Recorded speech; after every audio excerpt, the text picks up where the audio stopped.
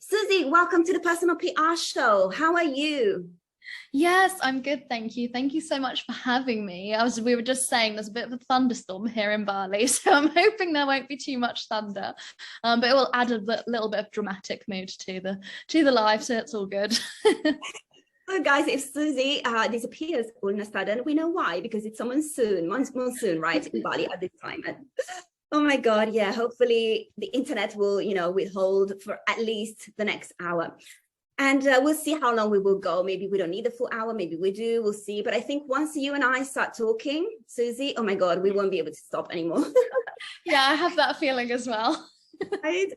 Exactly. So what we know from you, what our lovely audience knows about you, is that you are based in Bali, but they don't know anything else. Maybe they can gather something from the lovely writing that you have here, FLC, Female Leadership Collective.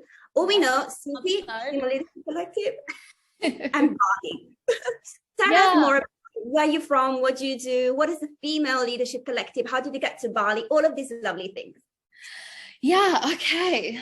Oh, where do I start? So my background is in corporate. So I wasn't always in Bali and I wasn't always doing this whole digital nomad thing. So I did an economics degree and I went straight into investment banking. Yeah.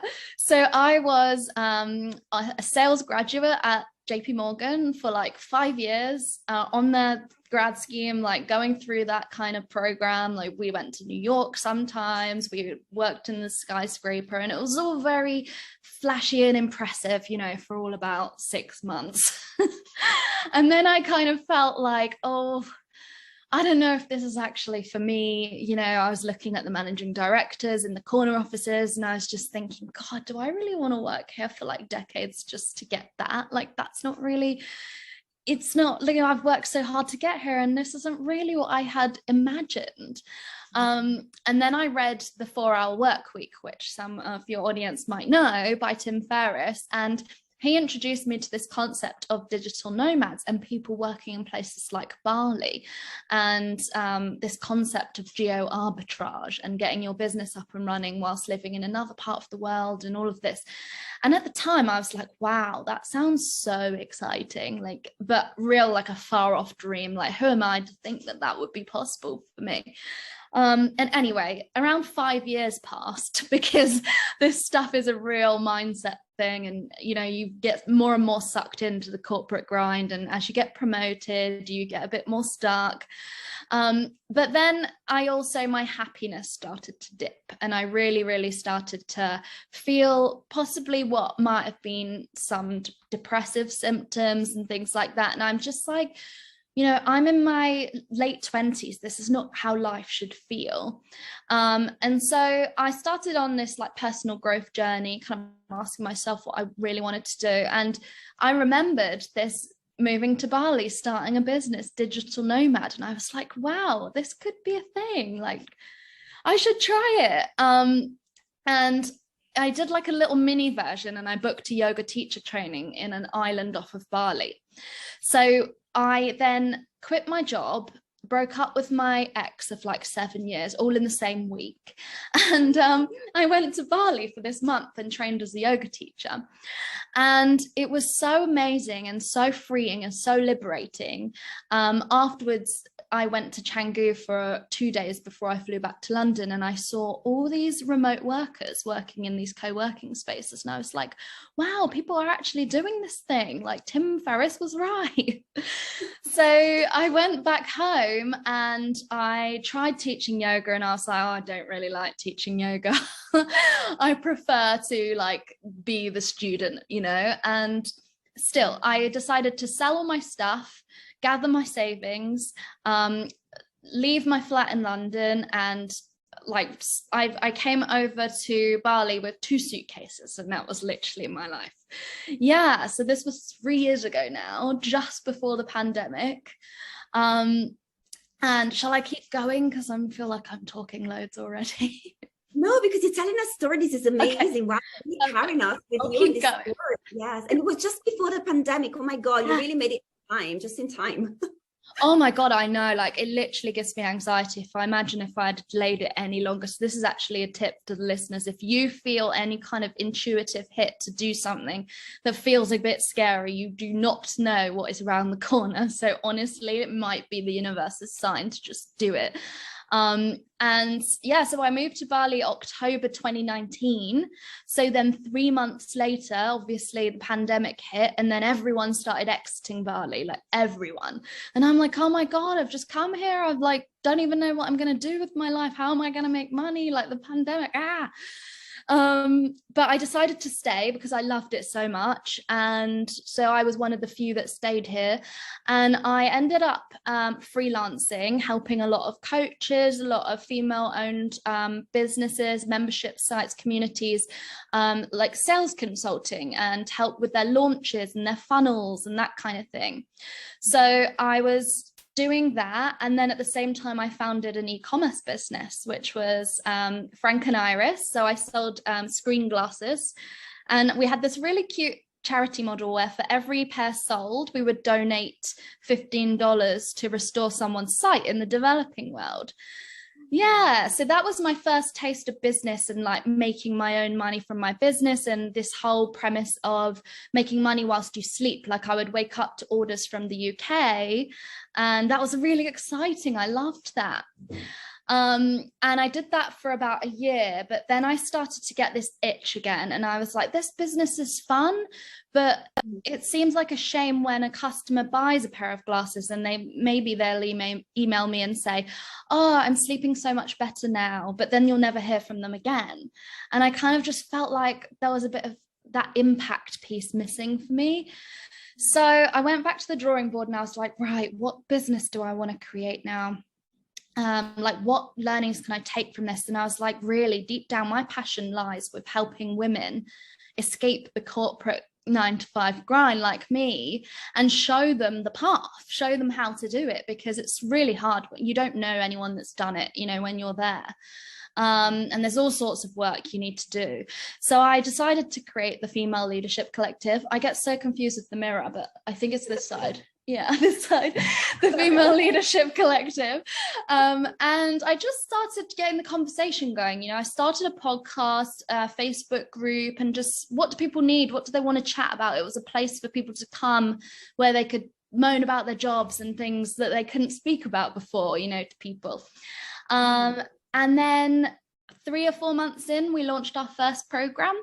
So I have a group program called Launch Academy. So it's a 12-week business accelerator. It's actually closed at the moment because we've got our group is full, but we take them through from concept to launch of a business, which is just so impactful, so exciting. And that longevity piece is there for me because I get to see these women all the way through their life cycle of business, which is just amazing. And then I also offer one-to-one coaching as well. And then part of this is free events, like things like the Female Startup Summit that Jessica, you're speaking at, and also the podcast. Yeah, so that's how it came to be. But really, we're just a platform to help women do work that they feel deeply fulfilled by, and help them grow and scale their businesses through, like, you know, sales strategy, funnels, how to launch, all that kind of thing. Mm-hmm. So that is fulfilling your theory of me being able to talk a lot. But that's the story.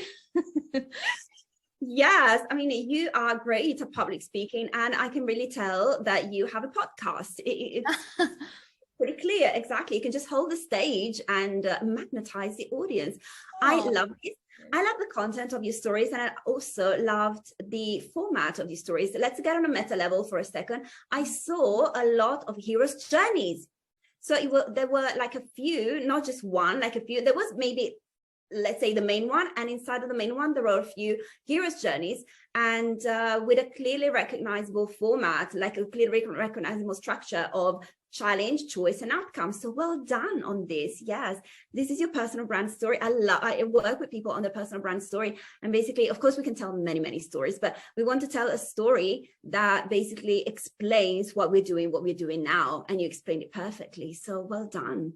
Does it come naturally, or have you worked on it consciously? Well, no, I mean, my background is sales, so I've always been used to pitching and presenting and holding space. But no, the framework you just mentioned is new to me, so it's good to know that I'm naturally following it.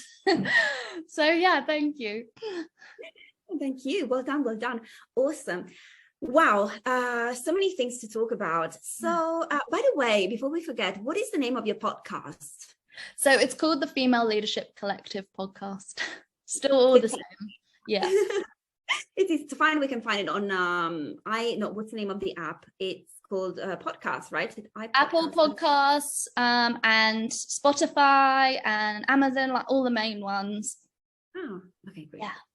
Perfect. So good to know. So people, if you want to follow Suzie, this is the name of her podcast.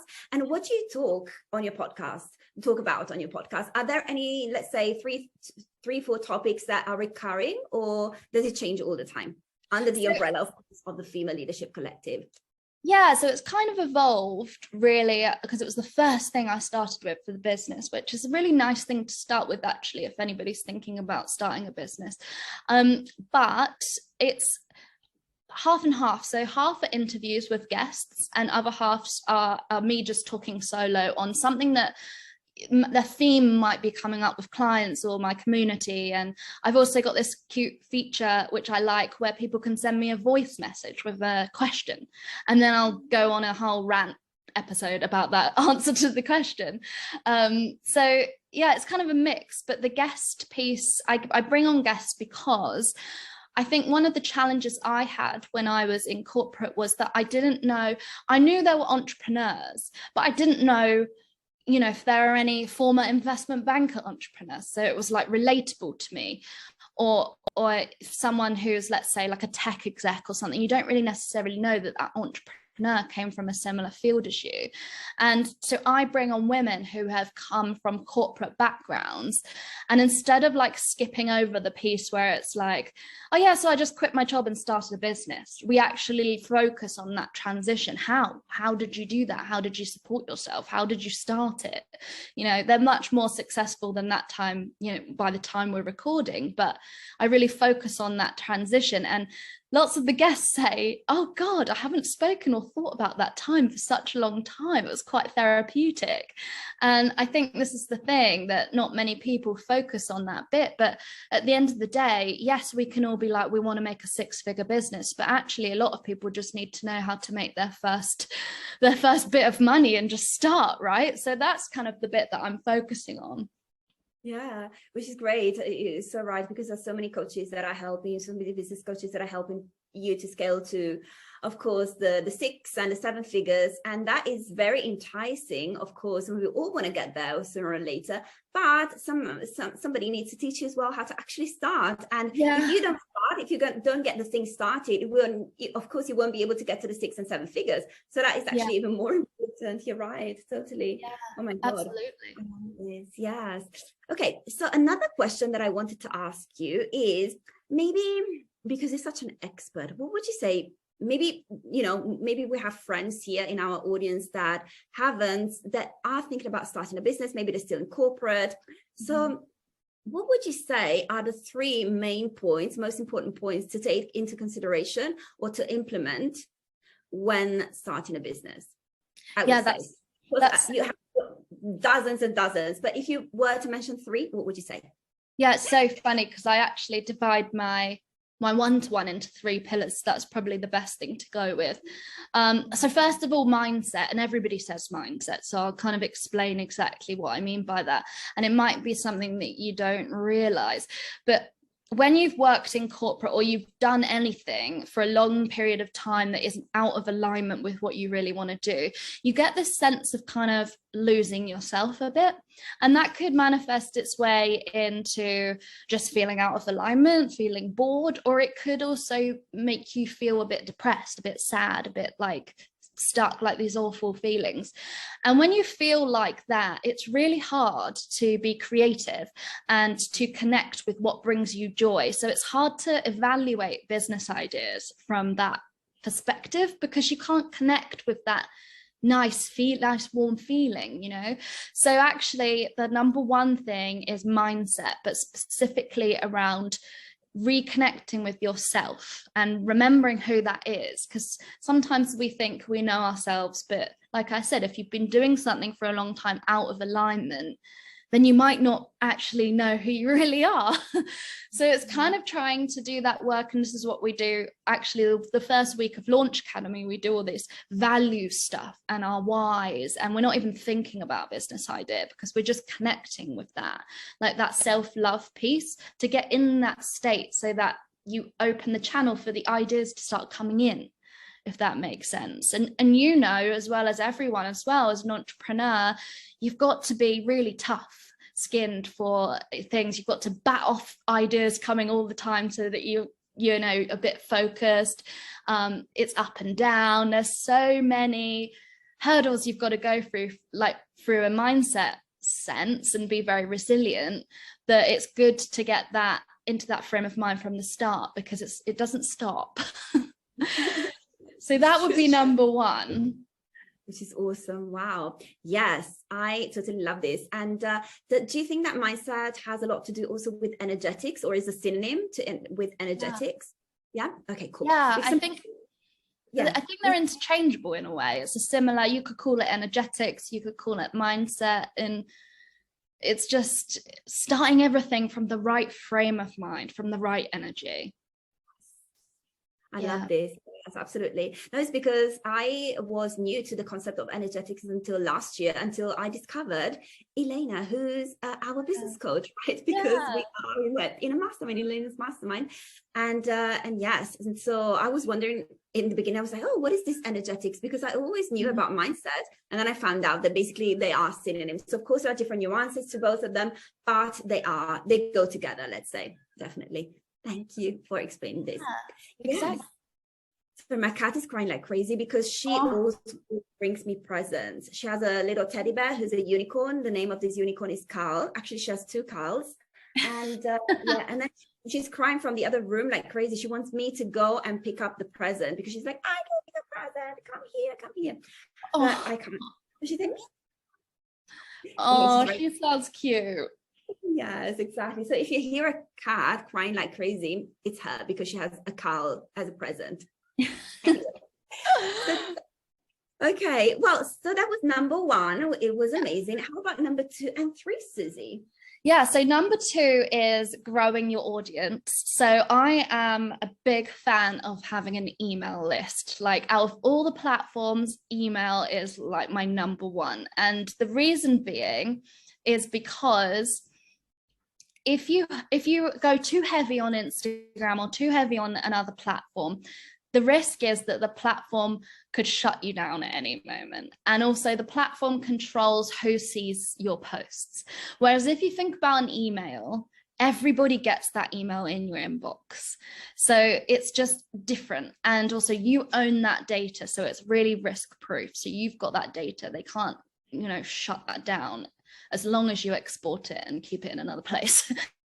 But the key thing is that I love to, because I get a bit nerdy about this stuff, and there are industry benchmarks with email. So people don't know this, but on average, 2% of your subscribers will convert to buy. So when you know that, this is how I help, mosquito. So this is how I help my clients kind of figure out, okay, what pricing strategy are we going to use? Because if you have a high ticket product and then you look at the size of your email list and you say, okay, 2% are going to buy, so I times that by the price of my product, so this will be my monthly revenue or the revenue from this launch, it kind of makes sense whether it's like, okay, that's a good amount, or okay, that's not enough, I need to change my program up. So this is why I love email, because you kind of know how many subscribers you need to be bringing in and how much to make, and it just makes it really understandable. So this is the thing that I say to everyone: they need to have an email list strategy, like a really fantastic lead magnet freebie download going.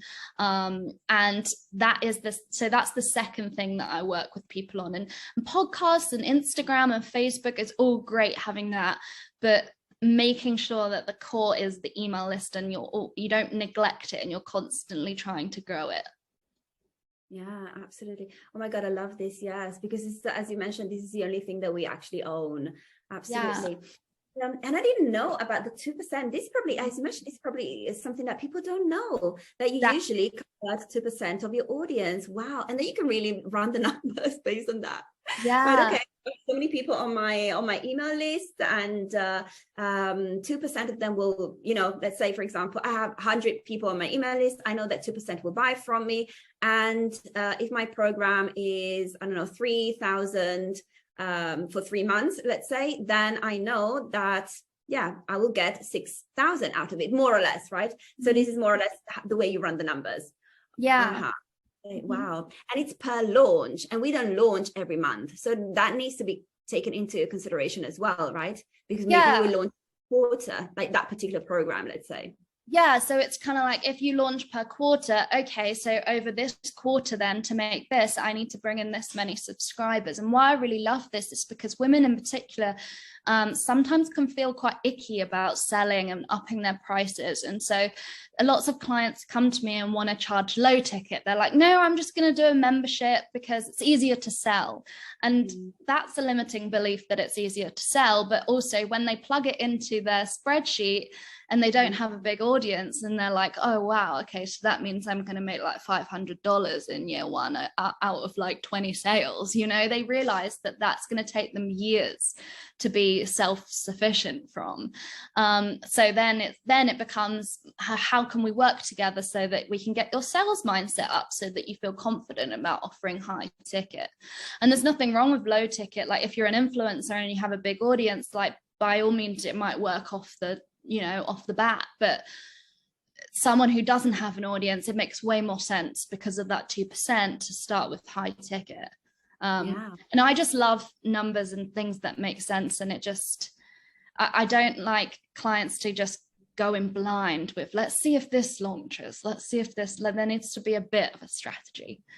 So that's number 2. Exactly, which I loved as well. Oh my God. So now I'm super curious about number 3, Suzie. Yeah. So number 3 is offer creation.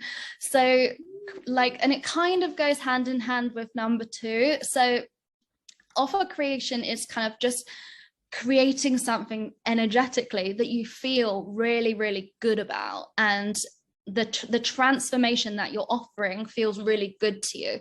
Because a lot of the women that come to me, they've been missing this kind of purpose, this fulfillment to their work. So yes, we're going to create an offer that sells, and you want to create an offer that sells, but also you want to make sure that what you're selling brings you that deep purpose and that deep feeling of fulfillment, so that it's sustainable from your own energy and from your own delivery.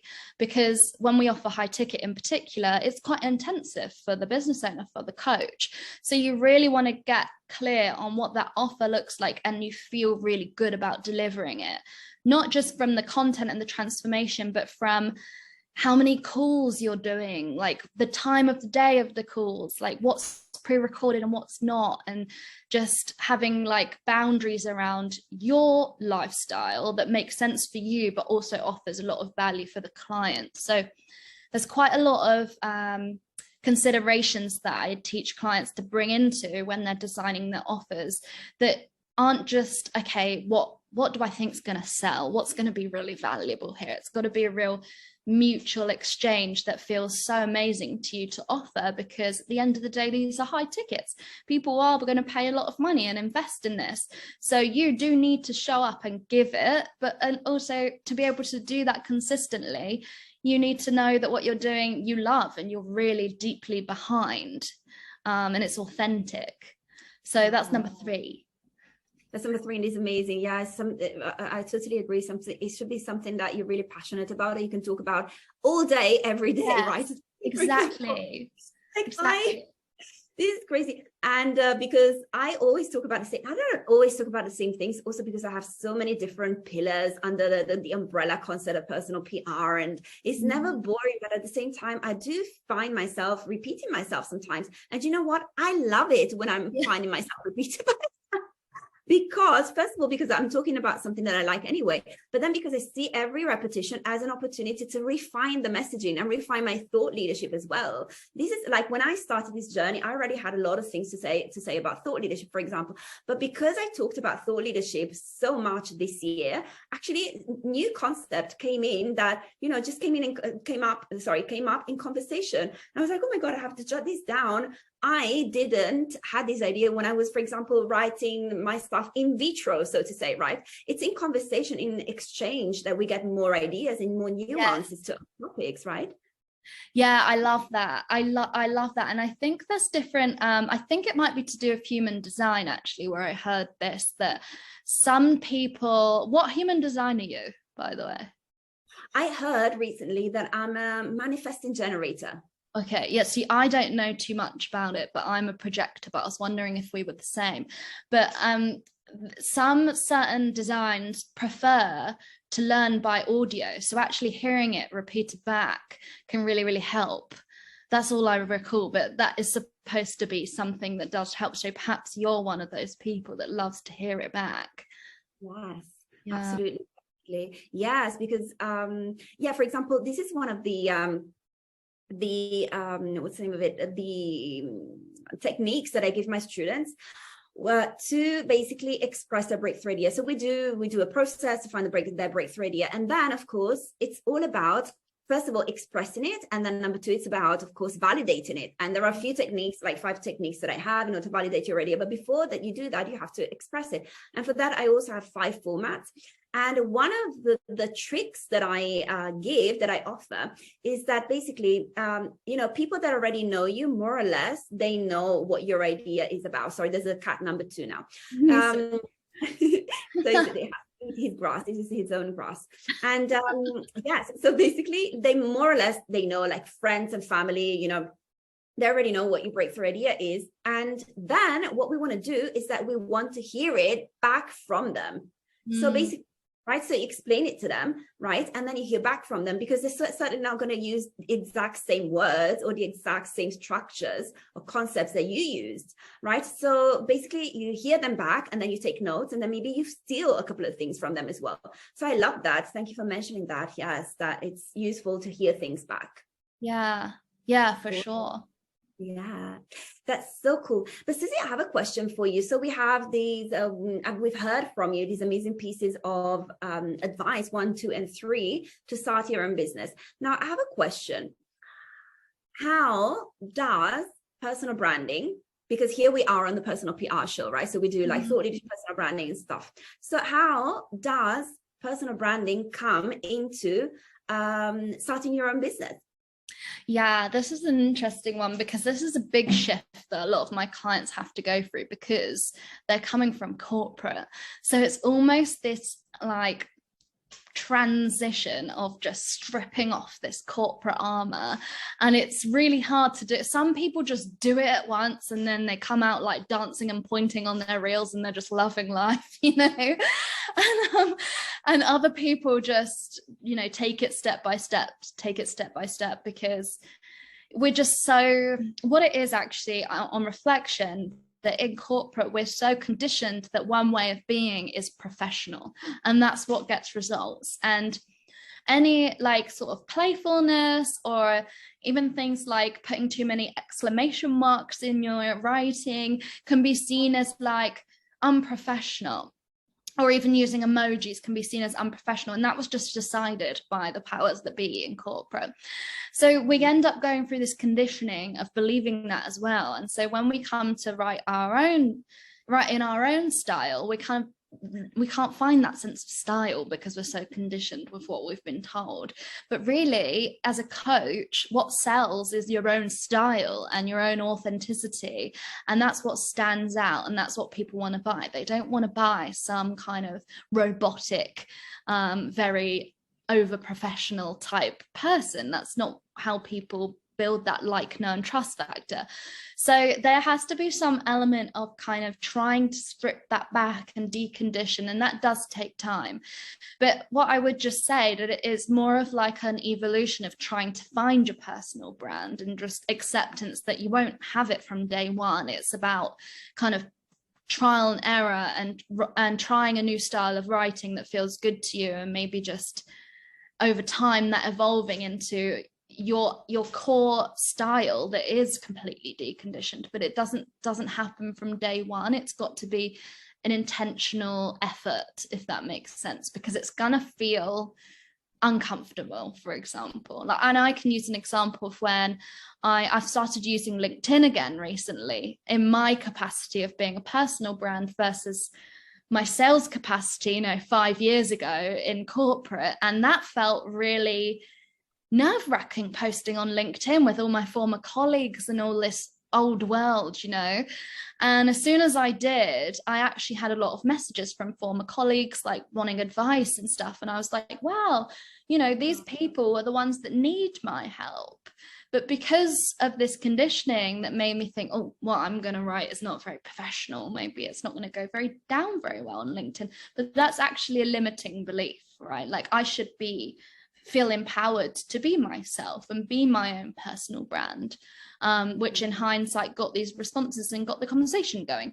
So I guess in a roundabout way, I would just say that it's a bit of an experiment. It's extremely important, but the key is at the start is to really try and find your true voice and not be afraid to experiment with these things that you haven't been you felt like you haven't had permission to do, because you make your own rules as a business owner.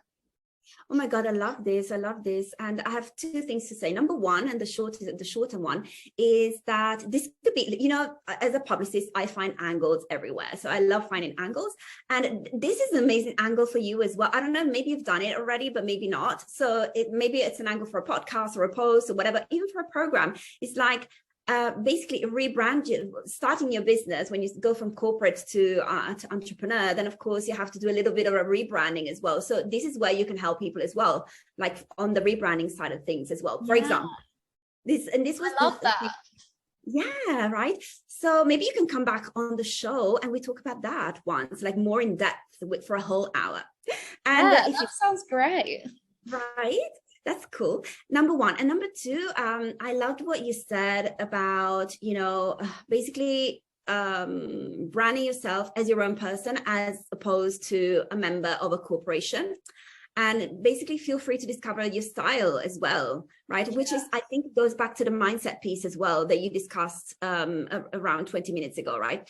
And which was your number one piece of advice. And this is something that I talk about in thought leadership as well. And I love the parallel between thought leadership and business. So it's basically the same principle, and it applies to both, let's say, fields. So in thought leadership, I say as well, I really try to bring the person into the breakthrough idea, because thought leadership is all about a breakthrough idea that you have, or maybe further down the line, let's say an architecture of breakthrough ideas, but let's start with one breakthrough idea, right? And I always say, I'm always interested, once we found the breakthrough idea, which has a lot to do with industry and so on, and the trends and so on, then I'm like, but why was it you and nobody else who had this breakthrough idea, right? I'm really interested in that. What is the story? We will talk about this by the way, in 2 days more. I have like a little masterclass or a live about this topic. But the question is, why was it you and nobody else had this idea? What in your life led you to the point where you had this breakthrough idea, for example? Yeah. And I think this makes things, of course, there are many benefits to this, which I won't list now because the spotlight should be on you, of course, today, but we can talk about it another time. But I really like, you saying we really have to bring the person, really ourselves, the person that we are, into the business as well. It's not that we are two separate entities. At the end of the day, here we are. We're personal brands, right? So we are part of the product or service as well that we offer. And the same thing with a breakthrough idea. You are part of your breakthrough idea. It's not that you just had this breakthrough idea and it has nothing to do with you or your life. Yeah. So thank you for bringing this up. That really lit me up because I saw this parallel with thought leadership. Yeah, it's so true. That kind of thing it's so true. And especially at the start, you normally are a team of one, so it is about you. Like, yes, you can bring in support coaches, or you can build a team, and you can kind of, it becomes more than you, but at the start it is just you. So you are going to have to get used to being seen. You are going to have to find your voice and get used to having those like uncomfortable kind of messaging things at the start. Also, by the way, if you see me doing this, there's a few mosquitoes. It's a normal thing in Bali. So I'm just avoiding getting one bite me on the face. So. Yes. Yeah. So you're in good company. I have 2 cats. You have a few mosquitoes. We're both in good company. Prefer the cats, to be honest. Yeah. The cats would help you, catch the mosquitoes. That's such a good point. Yeah, maybe I should get a few. Maybe you should get the cat. Anyway, there's a little cat here. Yes. Anyway, here is the gray cat. Maybe she will jump on the table in a second. Come here. You want to say hi to Suzie? Yeah, she's coming. She's coming. Oh, so fluffy. Yeah, she's putting on the winter fur, so she's becoming fluffier. So okay. cute. Yes. So show yourself, Bidu. Oh no, she wants to get on my lap. Okay, let's go. All right. So what I wanted to talk about, Suzie, is your summit, because we talked about sales and starting your own business, startup, and personal branding, and many things under this umbrella. And I would say let's complete this lovely conversation with something that is coming up very, very soon. It's imminent and it's juicy and it's gonna have so much reach. Wow. Would you like to introduce us to your summit? Yeah, so I love this, and thank you so much for giving me the opportunity to talk about it. So I did my first one back in July, and it was so successful, and we had such good feedback that I was like, right, this is going to be a regular thing, because I just love bringing people together. So this time we've got 14 speakers. One is the lovely Jessica. So this is super exciting.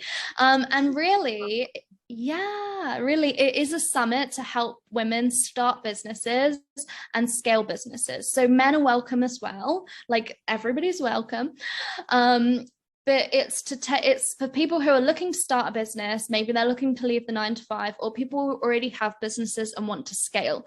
So we've got 14 incredible female founders who have all done masterclasses on their topic. So I've got the list open here. Actually, we've got TikTok growth hacks by Karina, who has 1.2 million on TikTok. She's great. She's like one of my best friends. She comes to Bali all the time. We've got Janet, who is a travel blogger. She's the former travel journalist of the year, and she's got this incredible content. Yeah, she travels the world. She was in Saudi Arabia last week, and she bases herself out of Bali, but she's gone from being an influencer to actually having her own tour company. So she takes her audience on tours to the places that she goes to, which is super cool. Yeah.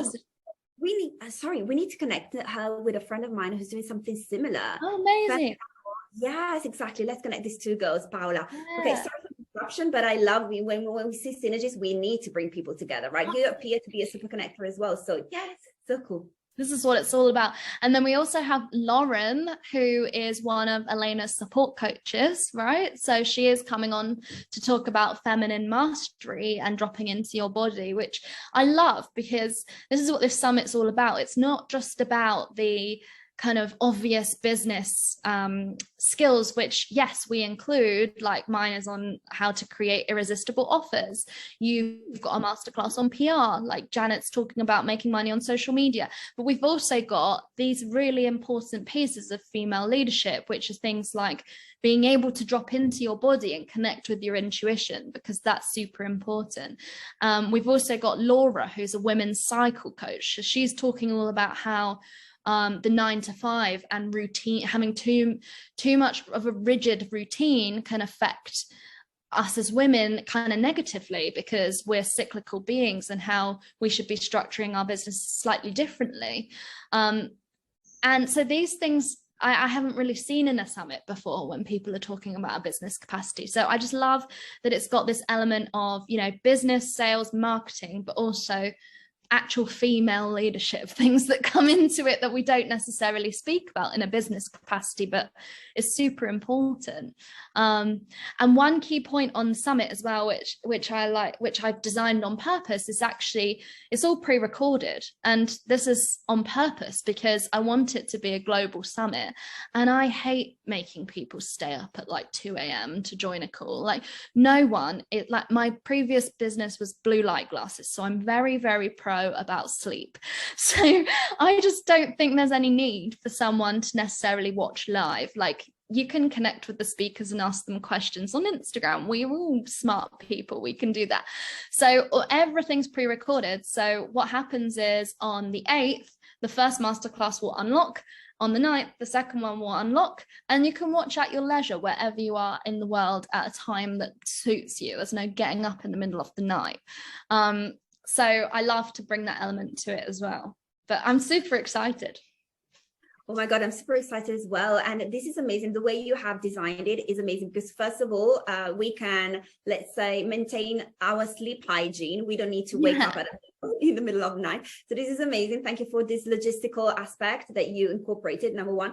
And number two, I really love the curriculum because it's such a wide, but such a complete, you know, holistic curriculum. This is amazing because, you know, a lot of times maybe there are a few summits in which we get a lot of ideas, but maybe they're just, at the end of the day, they're just talking about one side of business. Whereas we need to face it, as especially women, but also men, I think, before we are business people, we are people. And of course we are, let's say, not just our mind, but our bodies as well. We need to be, of course, in harmony with our body in order for our mind to work, and the other way around as well. And this, of course, if we establish this kind of balance, then of course we will, this will also yield results in business, in many areas, and in businesses included. So you really look at all pieces, all possible aspects in order to really set ourselves up for success. Amazing. I love this. Well done. Yeah, and also a key thing to say is it's free to attend. I realize that's kind of important piece. It's like totally free to attend. And this is the thing, what I love about it, like we're a collective, right? This is what my business is all about. It's a collective, bringing women together. So it's also a great way to learn a little bit of these women and what they can get into their 60-minute class. But at the same time, every woman, you can work further with that woman if you want to. So it's a nice flavor into what they offer. And, you know, some people like know that I have programs, but maybe I'm not the coach for them. Maybe one of the other speakers is, and they need more help with that at the time. So I just love to be able to bring this collective together in a way that people can kind of dip their toes in and see, oh, this person, I really learned from her. I really like her energy. Like, I think I want to see what she offers. And I quite like that, because as a buyer, it can be a bit daunting to just suddenly go and invest in something if you don't know too much about the person. Definitely. It's like, let's say, a shopping window, like a window. Yeah, a little bit. And you don't just get to look and watch, but also to interact with the speakers. Because as you mentioned, then spectators, viewers will be able, the audience will be able to reach out to the different speakers as well. For example, on Instagram. Oh my God, this is amazing. And I heard that there might be even a little prize for the winner, right? There is, and I was literally about to post that just for this, but I didn't have time, so it's going to be posted after this. And actually, overall, the value of the prizes comes to $6,500 US. So like many of the speakers have donated prizes, one-to-ones, workshops, places on their courses, and the total value of the prize, comes to $6.5 grand, which is super exciting. So how you enter is you just need to grab your free ticket to the Female Startup Summit, and then we will be picking one winner at random who gets all those prizes. So it's going to be like amazing to help scale or launch their business. And if you've already got your ticket, you're automatically entered anyway. So yeah, I'm super excited to offer that. Wow, this is amazing. Yeah. Oh my God, now I want to be a member of the audience. I know. Of course, but next time I can be a member of the audience. And you were telling me that the first time that you ran this summit, the audience was already huge. So this time it's going to be even bigger, right? Even larger. Yeah, so last time we had around 300 people attend, and we're already at about that level. So it should be good. You know, the summit's not for another 5 days, I think. So we should, and I find as well, the summit itself, people start posting about like this amazing talk, but it goes on for 2 weeks. So more people join during it as well. So people can join during the summit as well. Yeah. The last day of the summit, until the last day of the summit, they can join. Yeah, because the content is available for 1 month afterwards. But the benefit to joining earlier is some of the speakers might do offers or things like that. So that might expire. So you do want to get in first to join, you know, from that day. But like, we're not going to say you can't join if you didn't know about it after day 3. You know what I mean? No, totally, absolutely. Wow, this is amazing, Suzie. Well done. You thought about so many different aspects of this summit. It's crazy. It's crazy how much value you're bringing to the audience, and for free even. And there's even a grand prize of over 6,000 in value. I can't believe this.